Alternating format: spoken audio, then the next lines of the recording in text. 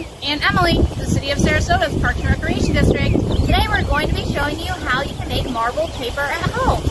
Some of the ingredients that you will need are a pie pan or baking dish, shaving cream, liquid watercolor, and if you don't have liquid watercolor, you can use diluted food coloring. So your first step is you want to put your shaving cream in your pie pan. So we already have that set up. Next, you want to use your colored watercolor or your diluted food coloring and just drip it around the top. You can use whatever colors you would like.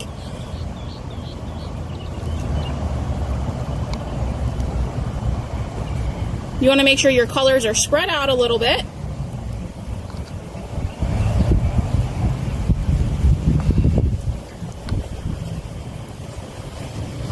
And then once you put all of your colors in, then your next step is you want to move them around just a little bit.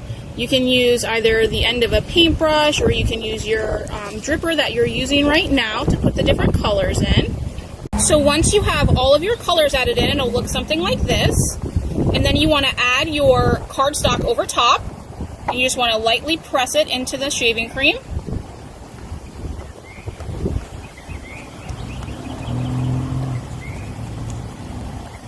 And then you pull it off the top there.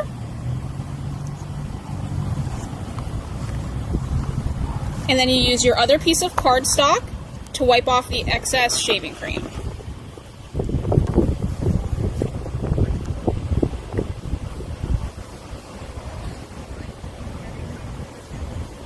And you should have a nice marble paper just like that.